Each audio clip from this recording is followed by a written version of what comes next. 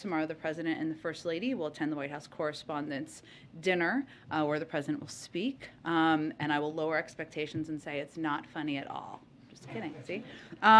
The President has been a guest on several late-night shows. Has he consulted any of those host comedians, brought in any outside help on his speech, and then played? He has. I would tell you the President has a very good sense of humor and is working hard on his own speech. Yesterday, you had told me that you were not familiar with Nina Jankowicz. I'm wondering if you have more information on her today.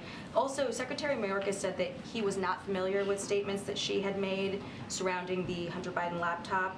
And I'm just wondering, how was she hired if you in the White House are not familiar with her, if Mayorkas is not familiar with her statements? What's the process for putting her into a position like this? Who's in charge of her hiring? Well, let me give you a sense of who she is. She's an expert on online disinformation. She was formerly in the Wilson Center's she was formerly a disinformation fellow at the Wilson Center. She's testified before Congress as well as the United Kingdom and European. Any hiring decisions are up to the Department of Homeland Security, but this is a person with extensive qualifications. Because there isn't an effective asylum processing system, because we don't have smart security. We spent years investing in a faulty border wall that was never going to be an effective mechanism. He shares their concerns about that, and he recognizes and agrees with that. The mayor of Eagle Pass told my colleague down at the border today, and the mayor is a Democrat, by the way, that the border is not being effectively managed, and asked the president to come and see it. Does the president have any plans to go to the border? I don't have any plans to preview at this point in time. Certainly we're open to it, but no plans to preview. Is it something he would consider doing before the Summit of the Americas, where he's set to meet with the leaders of Central and South America, see the situation firsthand before having that robust conversation?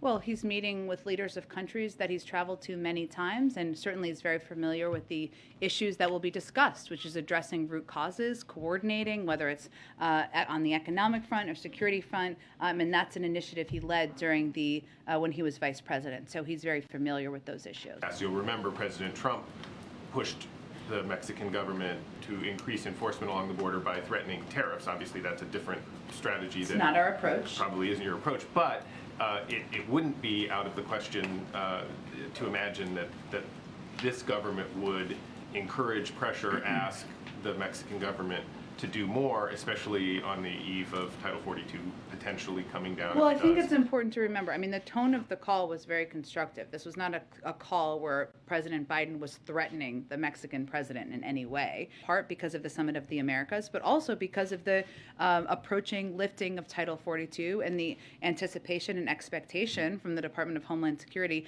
of the increased influx of migrants trying to come to cross the border. Austin Goolsbee, the former chair of the Council of Economic Advisors under the Obama administration, said that he felt that the president yesterday in his comments about the GDP report was potentially playing the risks of a recession. And he pointed to geopolitical conditions with Ukraine, with Russia cutting off gas to Europe, and also GDP shrinking, saying that people should be nervous. How do you respond to that?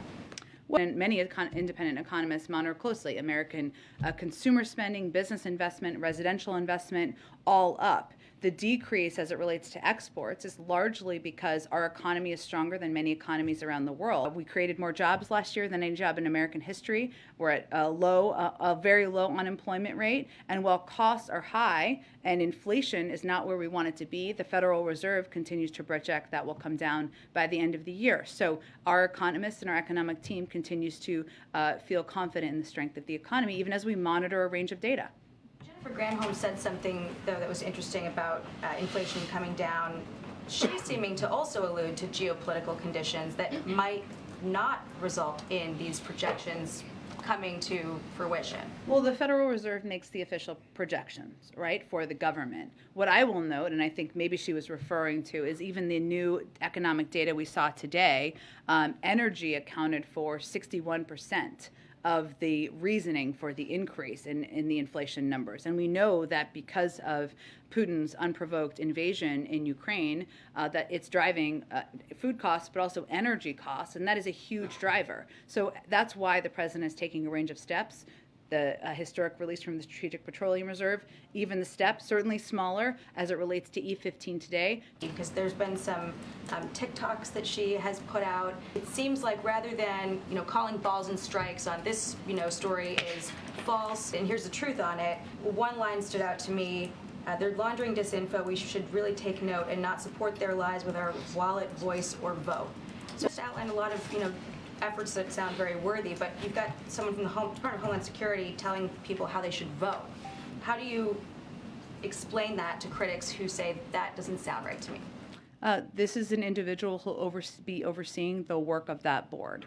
Personnel decisions are up to the Department of Homeland Security. I just outlined the extensive history and background this individual has, but I think what's important to note here is what the board is doing, which is continuing what is important disinformation-related work that began under the former administration. Maggie Hassan says, what I didn't hear was specifics about numbers and deployment and really meeting the need at the border. Senator Catherine Cortez Masto said she still hasn't seen a comprehensive plan. And Senator Mark Kelly has said there's having things on a piece of paper and then what is going on in the southern border. And there's a huge disconnect. What is the administration doing to address those concerns and that criticism that there may be a plan on paper, but they certainly haven't seen it at the border yet?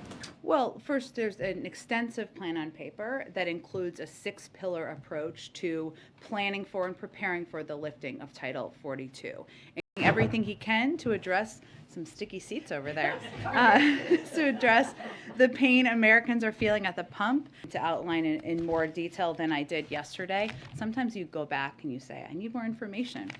But